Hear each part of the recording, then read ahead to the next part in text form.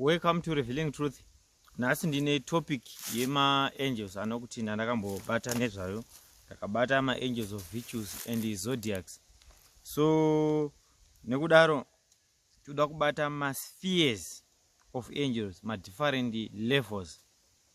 Because mune zvengirozi zvakawandisa zvirimo, akawandisa ma types of angels and different levels. And their appearance and their purposes, they are also different. So nokudaro tinongoisa atoona kuti ari very important kuti tidzidze nezvazvo, tizive nezvazvo. Some of them are mentioned in the Bible and some of them are not mentioned.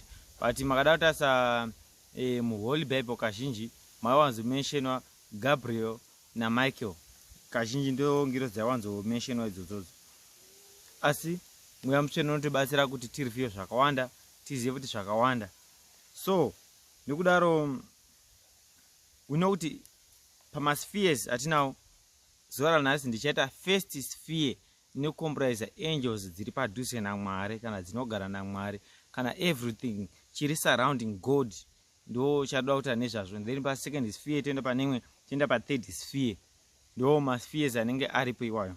So nekudaro pa first sphere panooneka ngiro dzinonziwa ma seraphim, and sometimes they are called archangels. So these seraphims, they are also called archangels.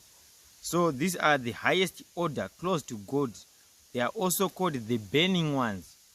So sometimes I know that's watching my burning ones, my burning angels. Sometimes they can transform the environment. Sometimes we can visions like my balls of fires. So those need to my burning ones and get my archangels. So tuona pana Isaiah 6 verse 2 to 7. So let me read from Isaiah. Mese mnovura yenye maBhayibheri kubva kuna Isaiah 6 verse 2 to 7.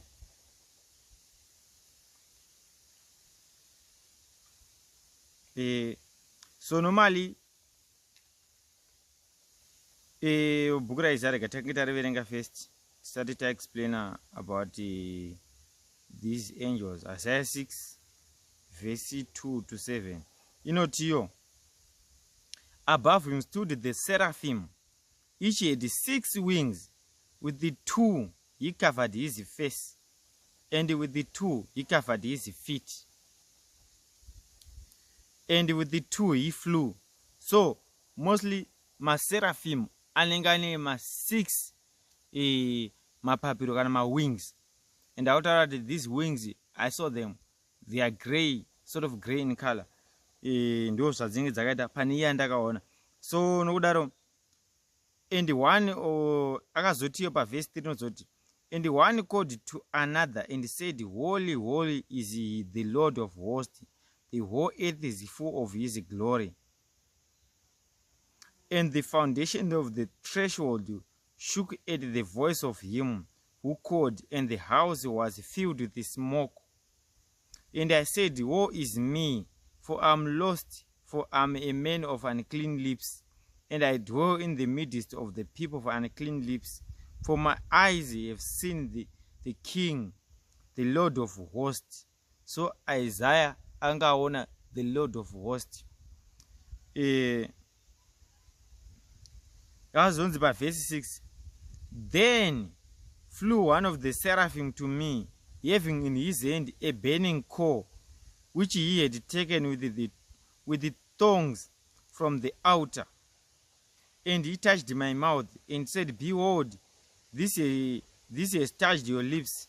Your guilt is taken away, and your sin is forgiven. So you could see that these seraphim dzine powerful of forgiving sins, according to this verse. Dzine simba dokuregera zvitadzo zvako pane ma seraphims. So ndiwo anenge closer to God, but ane ma 6 wings. That's why papa ndakakupa example ezvinenge zvakaita Gabriel kuti suit ane ma 6 wings, and also anenge achine the burning one andone light inge tori paari. So we say seraphim stood above him, each having 6 wings. With the 2 he covered his face, and 2 he covered his feet. So ndo kazhinji vanoita, and then maviri ndio anoshandiswa pakubhuruka. So sometimes akakava face haukwanisi kuiona zvakaita face yayo, but could hear the voice nemawings chete. And then pana Revelations 4 verse 8 not here, and the 4 living creatures, each one of them having 6 wings, and full of eyes around, and within, and day and night they do not cease to say, Holy, holy is the Lord God, the Almighty, who was and who is to come. So mostly makatarisa kuti pana Revelation Isaiah vakaona zvimwe chete kuti ese anenge achingoimba zuva, mausiku nemasikati anenge achingoimba. It means in heaven there's a day and there's a night. Ndo zvikurira this verse.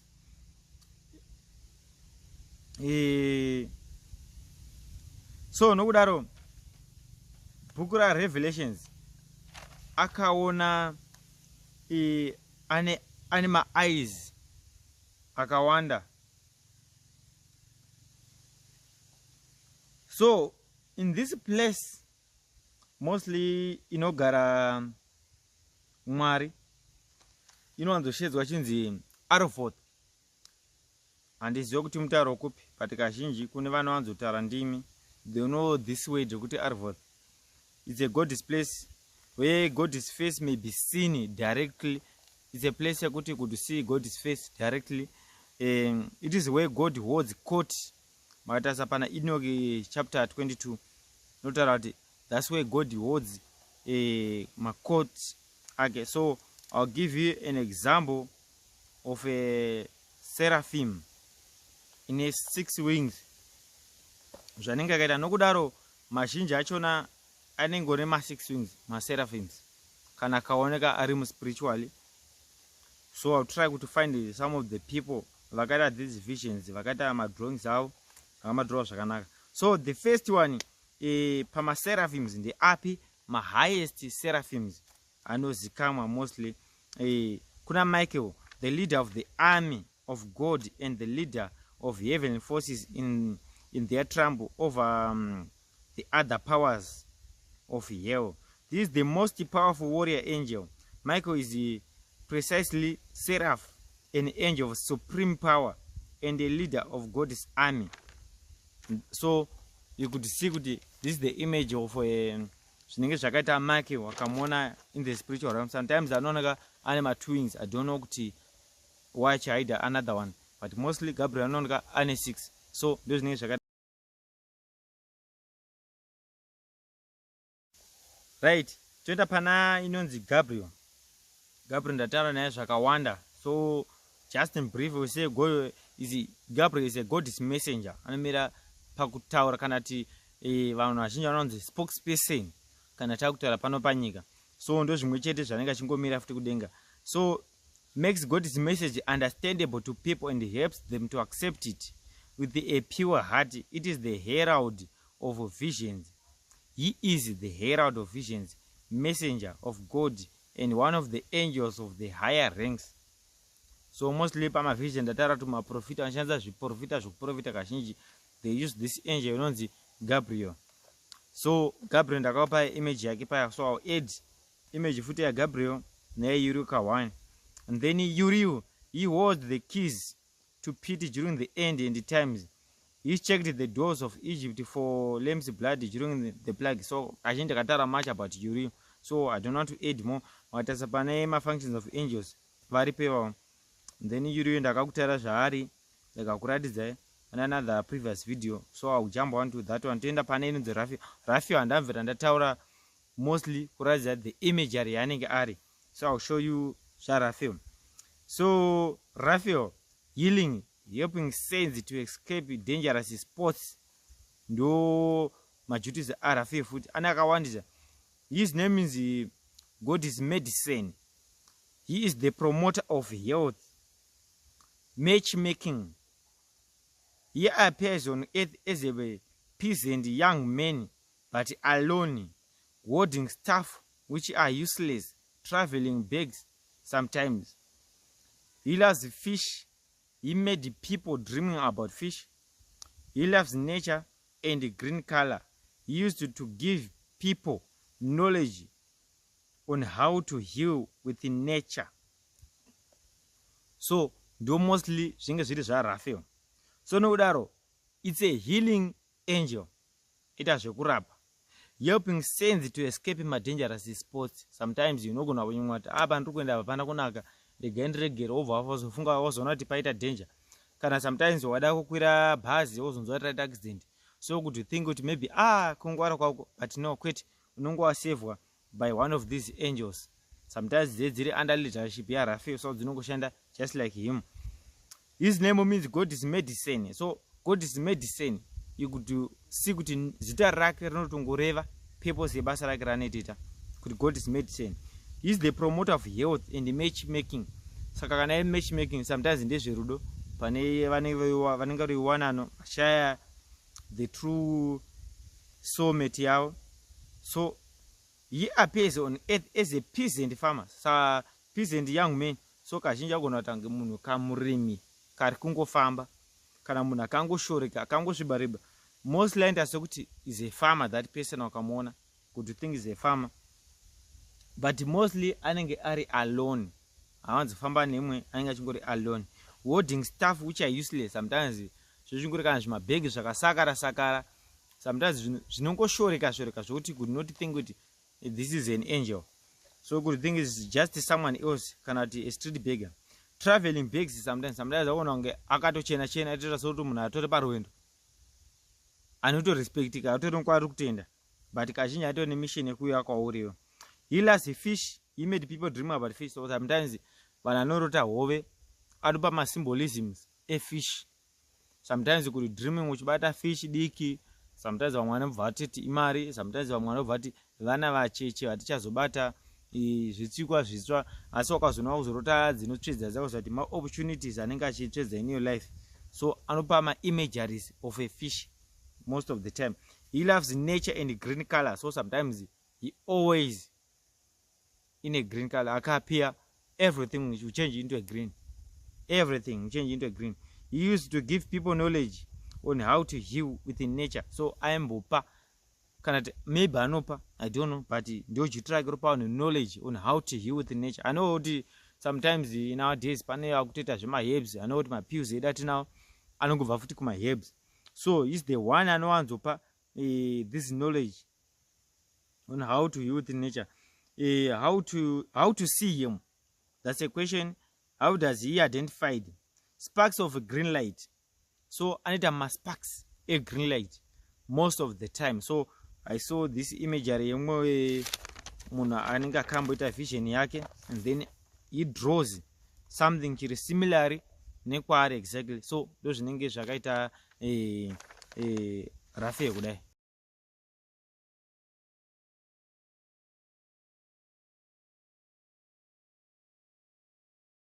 Toenda pane imwe inonzi Sariel, fallen angel. So Sariel yanga ari one of the archangels, kana the seraphims, yanga ari most respected. So is now a fallen angel. Was one of the leaders of the angels who lasted after the daughters of men. I'm sure you know this issue. Who lasted after the daughters of men. They descended to the summit of Mount Hormon in the days of Jad to acquire wives and lead many astray. Sariel specifically taught men about the course of the moon. So I teach one about the course of the moon. That they were now replaced. So mostly, and he provided the imagery yake because akapanduka. Asidena akasina panduka to provide the imagery yake. So tenda pane imwe inonzi Raguel. So mostly it's bad to name your child kuti Sariel, but other these names of the angels dzakangonaka kumention azvo kana pamwana wako. Tina pane inonzi Raguel, archangel of justice, fairness, harmony, vengeance, redemption. He takes revenge. He takes vengeance on the world of luminaries we have transgressed God's laws. He destroys witches, wicked people, upon instructed by God.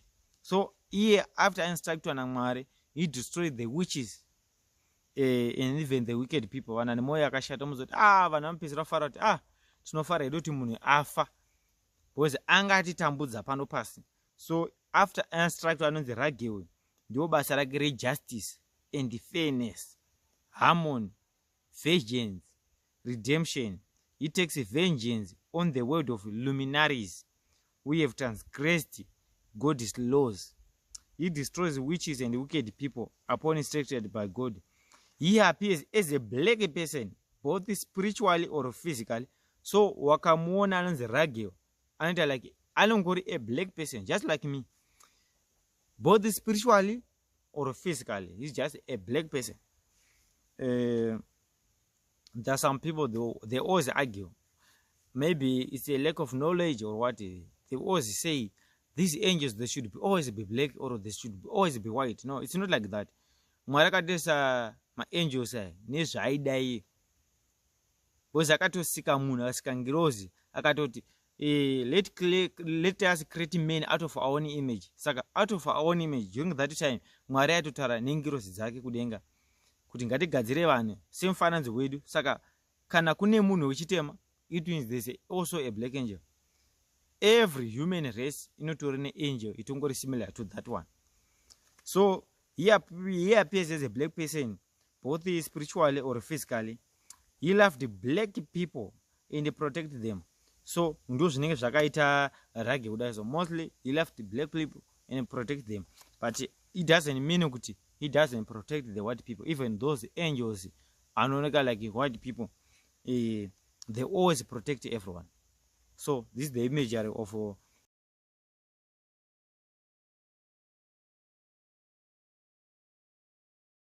so tenda panenonzi Rameo. He was a watcher. He was a watcher. It means that person rebelled or that angel rebelled. So he was a watcher that is sinned and rebelled against God by mating with a human woman and creating an offspring of Nephilim. So Nephilim. So I don't provide the image Rameo. Nowadays makataisa ane influence especially kunana India. Akunyanzwa piswa ane ma 6 hands so on. Sometimes akahodha ma flowers maoko, kana sometimes ane mark in his left hand. Ndo zvako api ari. So andipe that imagery anenge ari yarami. Toenda pane apa tabva pana anonzi ma seraphims anenge ari ma archangels. Toenda pane anonzi ma Metatron to anenge achitera pane ma seraphim is one who is holy. So manzo what is one who is holy and not see death. So it means anenge ari munhu achirama pano panyika who is holy and not see death, taken by physical body, like who? Enoch, Elijah, Melchizedek. So they are called Prince of the Presence. Prince of the Presence. Vanhu vakakosha zvisingaiti. They are called the Prince of the Presence. Stands before, kazhinji Mwari achitaura navanoti, stands before my face forever. Stands before my face forever. Knower of secrets. Vanonzi Noah of secrets. Vanoziva zvakavanzika zvizhinji zvokuti vakatanga kutaura nezvazvo deni vairarama during our days, I'm sure no one could even listen to them. So vanonzi the revealer of secrets, zvokutoti vane zvizhinji zvakawandisa zvamunotonzwa kwandiri zvishoma sasa hazvitombozadzi kana chanza chavo. Vane zvakawanda. Vanoziva every corner, vanoziva every stone yakasapota this earth kuti mire. Vanoziva the true map of heaven and earth and everything. They know these people. They were given this power, the revealer of secrets. So, turn up by Hebrews 7 verse 3. Nodi, he is without father, nor mother, nor genealogy. He has neither beginning of days nor end of life. uyo aritaura nezvake ndiMelchizedek. He is without father nor mother, so anga abvepi? Anzi Metatron or genealogy. He was neither he is neither beginning of days nor end of life. Munoziva zviratidzo zvaMwari zvinonakidza, zvineka kunakidza kazvinoita, especially these topics about angels. I know many of people, they want to hear what it really looks like. Heaven yachakambonyazomira sei, so the hierarchy inenge amira sei, isusu wacho takafa takambomira sei, chii chiri kunyatsoitika, maprincipalities ese aripo. Ndichasvika kwese, I will explain everything to kuti muzvionere. Mwari anorevhiwa zvinhu zvese izvi kwatiri, so that kuti faith yenyu inowedzera. Munoziva kuti takafa kune kwatiri kuenda kune zvakamira zvakadai. Even for yourself, wakaona a vision, you could see kuti oh, revelator akambotira nezvinhu zvakadai so zvinooneka pa stage yakadai so. Alright, saka ine I should try to fast, ndinofanirwa kuva holy kuti ndisvika pane this stage, because ndine corona yanenge akandimira ipapo and takafa chii chinoitika kwatiri. So Mwari akandipa these visions dzokuti ndikuudzei pamwe maybe mungadzoreka mwoyo through the visions of the Lord. So nokudaro ndaka accept the way andakatumwa nayo. Then ndaiva ndiri mumwe munhu akuti say I just want to preach the word, chongotora bhaibheri ndongoverenga vhesi ndotongotanga kuti nana, but I realize kuti Mwari ane the way yakapa umwe nemwe wake. The way yakapiwa Enoch haisiro yaMoses, haisiro yaElijah, so I just accept the way it is and it is good for me. Ndakakwanisa kukunda ipapo akuti see heaven, ndakwanisa zvepano panyika. So inonziyo, he continues a priest forever. Genesis 14 verses 17 to 20. Pakazopiwa offering to Melchizedek, ndiye mumwe chete watotaura nezvake. So ndo andatanga vhura, and then toenda pana Genesis 5 verse 21 to 24. Munoiverenga futi, saka ndoda verenga Hebrews 11 verse 5 reads, by faith Enoch was taken up so that he should not see death, and was not found, because God had taken him. Now before he was taken, he was attested as having pleased God. So before Mwari asati akutora kuti upinze mulevel rema Metatron, unotanga watestwa kuti have we pleased God. So zvakawanda zvinoitwa kuti tizonzi tapleasa Mwari pachake. Waona wasvika pastage yekuti you have pleased God, unenge washanda. So nokudaro, how do you please God? Sometimes semasainzi, mostly masainzi ane mukana wokupleasa Mwari more than the church leaders, because my church leaders, they face a lot of temptation. Sometimes I'm not tempted these sins, and these sins they repented. Iye anoramba ane chigumbu kuti ndakanganiswa nemutendo wakati. I know, like for example, for me, some people they say, why do you provide these imageries? I don't believe with this. Such angels will be like that. What kind of person are you? You see, kuti those things, they try by all means to shake you as a leader. Or sometimes even mwe mutenda antoya ne issue yako kwauriwo, or even kutokupa mhosva kuti you did this to me and so on. So zvakawandika zvinoitika kune this leader, and some of the leaders, they are not prophets. Vatendi, they force that leader kuti prophesy. So that person kana asina piwa that gift to prophesy, achingori just an evangelist or a pastor, moda kuti munhu yaita sei. So that person will end up akuacquire masimba ekuti achiprofita kuti akufadza imi. But remember kuti anenge asisina kufadza Mwari, akapiwa message against you, haakwanisi kukutsiura, because sometimes pamwenge mune mari, give that person, so anopesera nyara haachaunze message as it is. Sometimes maybe are influenced by politically, so hazopi a message or even advise the people against something chechiri bad chechiri during that time. So ndo kazhinji zvatinozotadza kupleasa nazvo musiki. Some of the times kutadza kwedu kwenyama, tinogona kuchiva, tinogona kushora. Vaitori maleaders vandoshora even masainzi, vagona kushora even vatungamiri varimwe sangano vakara vandotungamirira. It's another thing chinoitika kuti tisaplease Mwari. So kazhinji kuva nerudo zvinokavha zvese, we can able to please God. But chikuru kuramba uchimunamata, uchitsanya, to being faithful to him. Aisiwo kuti the greatest sin ratingaita rekuramba iye Mwari pachake. That's a greatest sin. Yekuti ameno kuti inotoda iye wadzoka kwaari. Worshipping another god. That's a greatest sin randototya kana even ineni. And also toenda pana saka apapa ndi Enoch uyu akangoenda akadaro.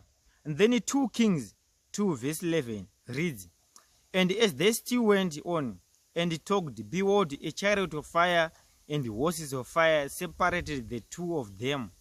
And Elijah went up by a whirlwind into heaven.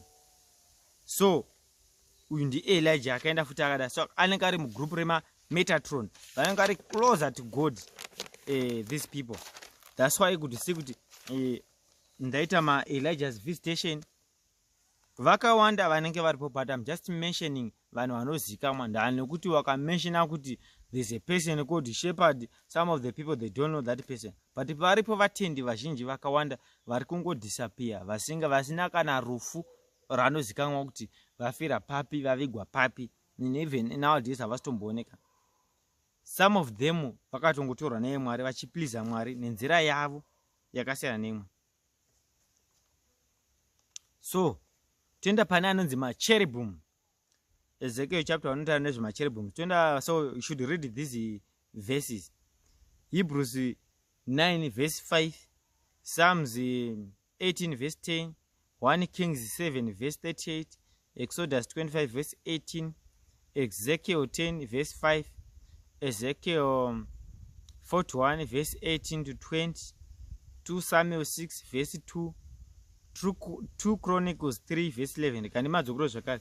Hebrews 9 verse 11, Psalms 18 verse 14, 1 Kings 7 verse 38, Exodus 25 verse 18, Ezekiel 10 verse 5, Ezekiel 41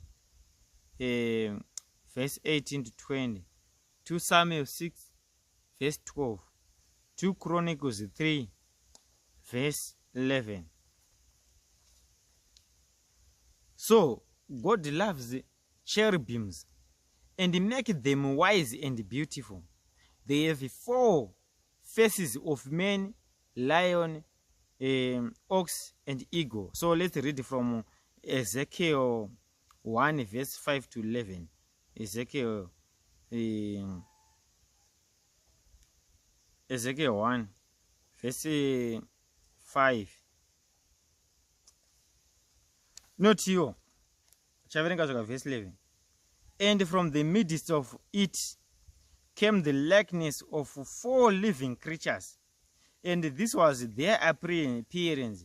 They had the form of many, but each had 4 faces, and each of them had 4 wings. So I anima 4 wings. Hasisina 6. Anima 4. Zvarijuswa ne 2 wings. Their legs were straight, and the soles of their feet were like the sole of a calf feet. So calf foot, and they sparkle like a burnished bronze. Under their wings of their 4 sides, they had human hands, and 4 had their faces and their wings. Thus their wings touched one another, and they went everyone straight forward without turning as they went. Right. Verse 10, as the likeness of their faces, each had the face of a man in front. The 4 had the face of a lion on the right side. So face of a lion, right side, and the 4 had the face of an ox on the left side, ox left side, and 4 had the faces of an eagle at the back. So eagle go back. Such were their faces, and their wings were spread out above. Each creature had 2 wings, each of which touched the wings of another, which 2 covered their bodies. So that's why pandakatanga draw about the cherubim anenga ane 4 faces. So someone would say kuti, how do we draw Lucifer? Kuti Lucifer angaita sebose Lucifer was a cherubim. So kuti uzive Lucifer, you could see kuti anenga ane 4 faces, because he was a cherub. So there are some angels which are also cherub. Their eyes is thunder and lightning.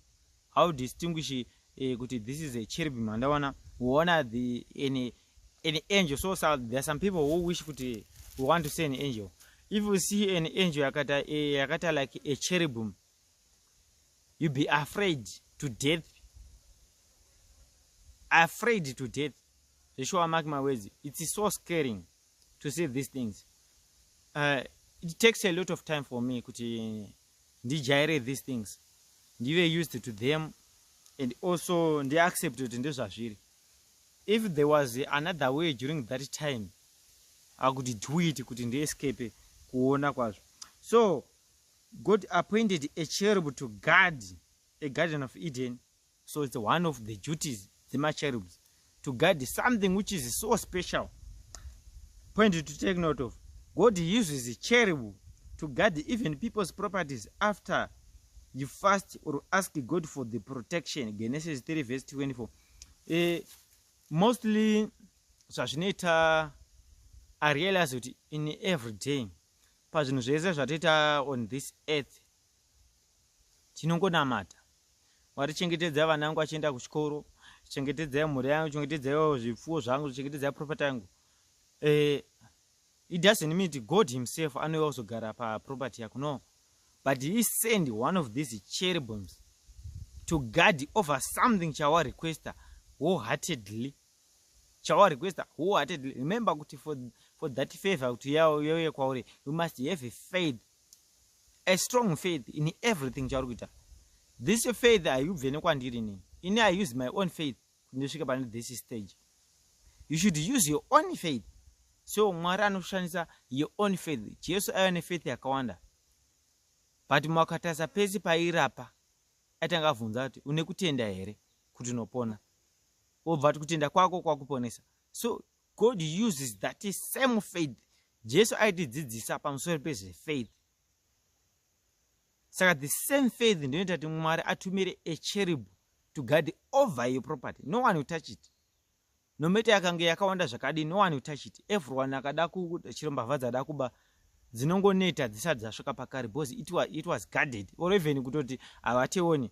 There are some incidents makavunza vanhu vekuti vachisvika pamba pemwe munhu, some of the witches akazoya kuconfessa kuti reveleta dino kuti most of the time ndakambotanga nchiwa ndiri ndega ndaisaona pamaigara, and then ndakashedzana tabva taita 7 still hataiona pamaigara. Takazoshedza mukuru wedu chaichai ta 15 but hatakuona pamaigara.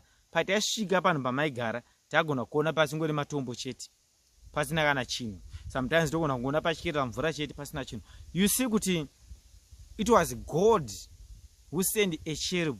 So the cherub inodzima zviri masomo avanhu younza imagery chimwe chinhu chisingatoshandi, so that the purpose yemuvengi haishandi pauri. Kana wakaprotectwa by a cherub, I can tell you sometimes murwe wako anopesa kuti not reachable.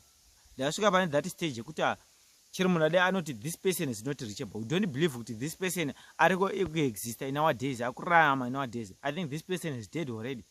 So vavengi vako wakona vazhinji vatowanzoita zvekunamatira, vavengi vako vanopesera kufuna kuti uri mupenyu rakana kudii after wapiwa that grace by God. Why vachidaro? Because havachakuoni muradha yemweya yavo yavanoshandisa. Kana vasasakuoni panetwork dzavo, vava neprotection of the Lord, vanotanga kuda kuvhunza kuti zveshuwa uchiri kurarama here, kati pane wazvotofa zveshuwa tatopedzaneyo, kana pane mumwe azongokubatira pamusoro akakuraya zvisiri zvehendera. So ndo zvinoita Mwari izvozvo. Saka you must know from nowadays kuti when you ask for God's protection, Mwari kana uri personally uchiprotect ndau dzari pane maguardian angels, pane mafamily angels, although I did not mention about the family angels, but the least from my angels are the guardian angels. So the some of the duties dzemacherubs. So cherubims, angels, tine api atinawo ari most influential in today's life as ma-Christians is the way andakaonana pane nonzi Zariel as a cherubim angels who guards the ark of the covenant, the ark of the covenant. Munoziva here kuti pane zvinhu zvatinoita mumachurches zvatinosunga tega kuti tatenderana kuti as a church musi wakati munhu wese achanga achipinda chechi musi wakati achibuda musi wakati zvitendero zvese zvatinotenderana izvozvo there's an angel inotomake sure kuti zvafollowa. So chamunosunga pano chichasungwa nekudenga, mazviita mumweya nemuzvokwadi chinosungwa. So everything that you agreed will be bound by this angel inonzi yo Zariel. So I would show you an imagery of angel Zariel, but also ndichaishowa after ndatara about Lucifer. So Lucifer was a cherub fought makaverenga Ezekiel 28 verse 14. He was the head of the ministry of music in heaven. Ndo yangaripo, but ari a cherub, but yangari head of a ministry of music. So vazhinji vanoziva Lucifer. Isaiah 14 verse 11 to 14. Job 38, if I'm not mistaken, verse 7. Isaiah 6 verse 1 to 7. Not about Lucifer as a cherub. Zaphiel. So pane inonzi, sorry, let me show you an imagery ya Zariel zvanenge.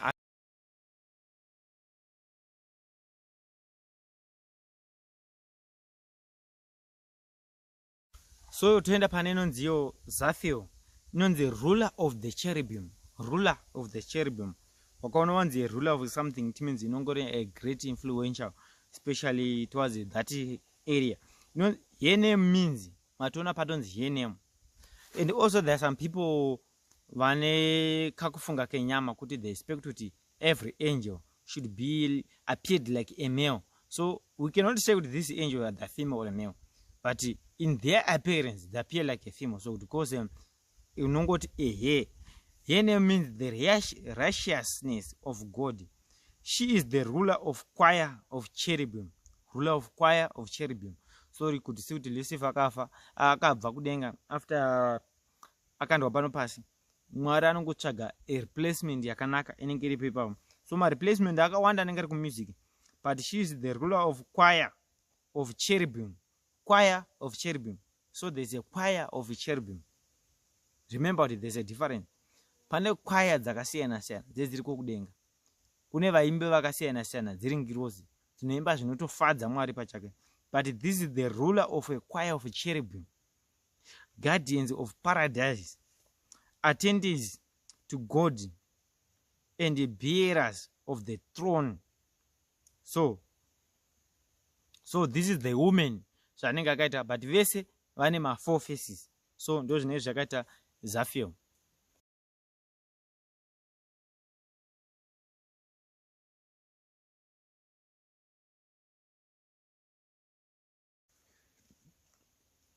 Toenda panenzi Vretiel, Vretiel, swift in wisdom, swift kufunga kuri serious, very fast pakufunga. Because Mwari akada these cherubims akadzipa knowledge and beautiness dzakanaka kudziona dzakanaka physically. So Vretiel anoita basa rei recording God's deeds. God's deeds. No basa rake recording God's deeds. Looks like a black person, but with the 4 faces.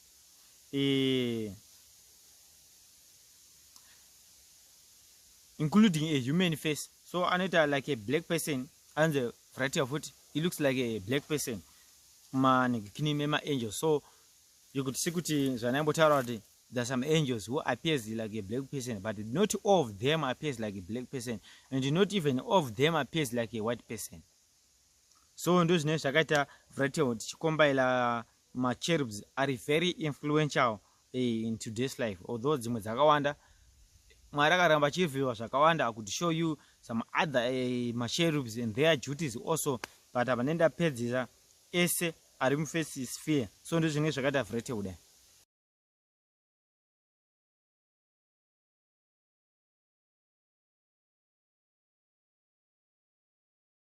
So toenda pane anonzi mathrones. Tingori mufirst sphere yaMwari iyo, ane paripo anonzi mathrones. Thrones. So sometimes they appear like this one. So zvandakaita like a wheel. Those zvinenge zvakaita mawheel mavhiri maviri anenge achitendera. So sometimes munhu akaona these wheels could run away, and then you say kuti ndinabva ndaona angel pandaona chinhu chinotyisa changa chichitenderera, vhiri richitenderera, mavhiri maviri akabatanidzwa chitenderera. It's also an angel. So my angels akasiyana. Not all of them appear like a human being. No. Some of them they appear in different forms. So like this one, the wheels is spinning. These are the chariots of God is driven by the cherubs. In Zwai Basarao. These are the chariots of God. My chariots amwari driven by the cherubs. So my cherubs do anengane basa driver these wheels, but during rose. Ezekiel 10 verse 12 to 19. Inofanga kuti tivering kuti tinzwise naizvo. So vhurai pana Ezekiel 10. Ezekiel 10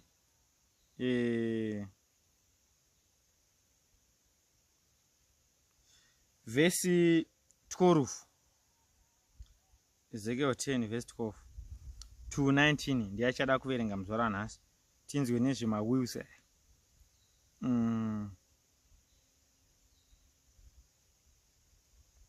Inotiwo Ezekiel 10 verse 12. And their rims and their spokes and the wheels were full of eyes round about the wheels, that the four of them had.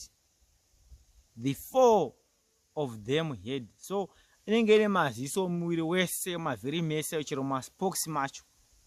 Saka the issue yokugadzira maspokes nemavhiri hazvina kutangira pana. Zvakakopuka kubva kudenga kare. Kuti adineso nhasi tive nemota dzedu dzinofamba, asi idzi ndo mota dzekudenga. Verse 13 of it. As for the wheels, they were called in my hearing the waywheeling wheels, and everyone had 4 faces. The first 4 was the face of the cherub, and the second face was the face of a man, and the third face was the face of a lion. So about try could describe that drive vachona, and the fourth face was of an eagle. So this was a cherub yanga describe in the Torah pamsura. And the cherub mounted up. These were the living creatures that I saw by the river Cheba. So undi Ezekiel yangaona angazviona ari pano pasi zvinizvo zvizvi. So zvinopiwa mukana naMwari kuti zviratidzike kuvanhu. So inovati verse 16 ovati, and when the cherubim went, the wheels went beside them. Kufamba kwezvimwe yako. And when the cherubim lifted up their wings to mount up from the earth, the wheels did not turn from beside them. When they stood still, this stood still. And when they mounted up, this mounted up with them. For the spirit of the living creatures was in them. So aita zvese zvinge zviiteedzerwa nemacherubs. So could see the favor also inenge yakapiwa macherubs. Toenda paverse 19 yatatopedza. And the cherubim lifted up their wings and mounted up from the earth in my sight, as they went forth with the wheels beside them. And they stood at the door of the east gate of the house of the Lord, and the glory of God of Israel was over them. So ndo zvinenge zvakaita ma wheels achona ari kutaura nezvawo apa. So Enoch describe achiti wheels within wheels, because they change. Wheels within wheels, because they change. Enoch futi referred them as refer them as many-eyed ones. Anonzi many-eyed ones because ane maziso akawandisa. Many-eyed ones. So ane different types, ane types maviri andoziva zvakaita angels anonzi thrones. So ndo zvanenge akaita dai so thrones acho.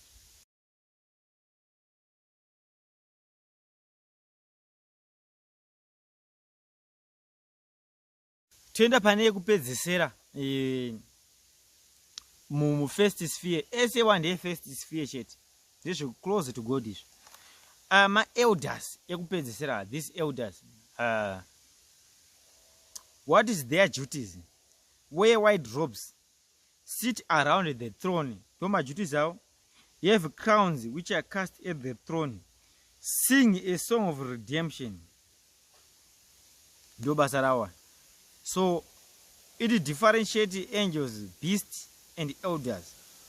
So book of Revelations, chapter 7, I'm sure that no differentiator. These angels, beasts, and elders. And these elders are not angels. So my elders are these angels, but these are elders. And are around the throne of God. These elders are representative of living saints. That they wore crowns. Angels, they do not wear crowns because they are servants, but saints do because they rule. So takaverenga bhuku ra 1 Corinthians 6 verse 2 inotaura nezvazvo. Saka ngatange taverenga. Do we not know that the saints shall judge the world? And if the world shall be judged by you, are you unworthy to judge the smallest matters? Are we not know that we shall judge angels? How much more things that pertain to this life? Right. Manzwisisa. So chireva kuti tese takafa patinotongwa takange tiri vatsvene maziso aMwari. Takange tiri vatsvene pamberi pake. Tinowear these crowns dzikurepresenta these elders. Manzwisa ipapo. So ma-elders aya vanhu vanorarama pano pasi kana vakararama pano pasi, masaints, vamwe vachizofa vachinoona korona yekudenga. Ndo pane korona yedapo. So ndo zviri kushingira vanhu vese tichiparidza kudai so kuti muone korona inotaura nezvaro. Zvichireva kuti you could see how close we are to God. Tichipiwa utongi hwese hwekudenga, hwokutonga even angels dzichitishandira. Tiri pamusoro pemacherubs ese, pema-archangels ese, tichitonga, tichibatsira Mwari kutonga. You could see the favor atakapiwa kwaari, atakapiwa naJesu Kristu after atifira. Revelations chapter 5, Song of the Elders, verse 9 note. And they sang a song, a new song, saying, Thou art worthy to take the book and to open the seals. Therefore thou wast slain and hast redeemed us to God by thy blood out of every kindred and tongue and people and nation. Verse 10 of that. And hast made us into our God kings and priests, and we shall reign on the earth. Neropa rake ratifira pamuchinjikwa tichatonga. Ndo shuviri yedu yatinaro chese kuti tinge tichipinda ikoko. Ende kuti si kuti nowadays kana Mwari achitumira masozi, chasvika zvangu panyaya yacho masozi anotumirwa kunzi auye kuzoparidzira vanhu, achizvagwa ane mapurposes okufulfill God's purposes, not to fulfill our own purposes, but we are there to fulfill God's purposes. So tege tichinzi iwo wakaenda panyika wakanoita izvi neizvizvi uchazona korona yako. But korona unoiona nemubayiro, enda panyika worwisa Satani nemufananidzo wake, woita zvandakakutuma. Unoti zvaunozvituma iwe? No, zvandakakutuma. Wapedza ipapo ndichakutorawo na korona yako. So vazhinji we end up tadeceive nezvenyika, takanganisika. sometimes we end up being extravagant. We want everything for ourselves.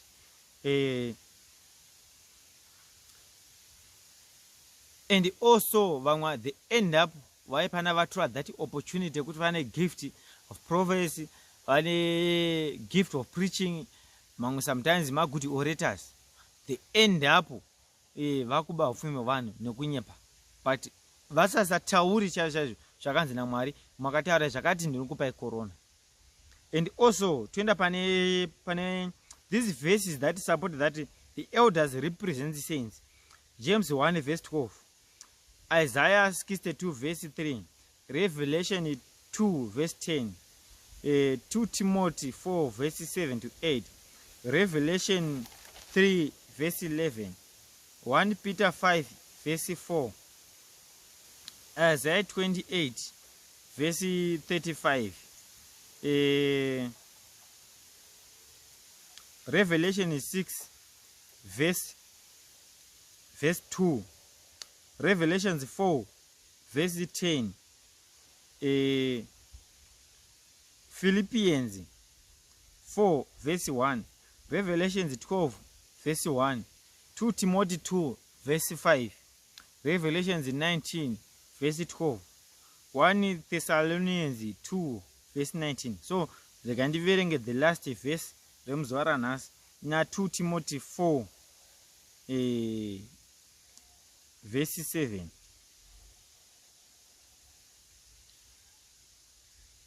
Two Timothy 4 verse 7 to 8. Note, I have fought the good fight, I have finished the race, I have kept the faith. Ndakarwa kurwa kwakanaka, ndakapedza zvandakapiwa naMwari. Sezvandava kuti ndakutovhara bhuku rezviratidzo. And I have kept the faith. Chikuru, it's a faith. I have kept the faith. So you must have faith kuti even ndakafa nhasi I could see heaven. Nenda ndinogamuchirwa naJesu. I have everything. My path is straight. Handina chigumbu nemunhu. Handina zvandakatadzira nemunhu. Handina munhu ari kuchema noda kwechikwereti changu. Handina nhingi ari kuchema nokuti ndine chii chake. Ndine zvinhu zvese zvakanaka. I have confessed my sins before him. I have been baptized in the name of the Father, the Son, and the Holy Spirit. Zvese unazvo. Ndobva yatiyo verse 7, verse 8. Henceforth there is laid up for me the crown of the righteousness, which the Lord, the righteous judge, will award to me on that day, and not only to me, but also to all who have loved his appearing. Do your best to come to me soon. Apedza 2 Timothy 4 verses 7 to 8.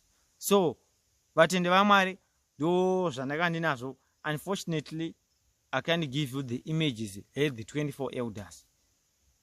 So, dongosiya pakadaro. So, until next time, ndakwenda pa second sphere. God bless you and goodbye for now.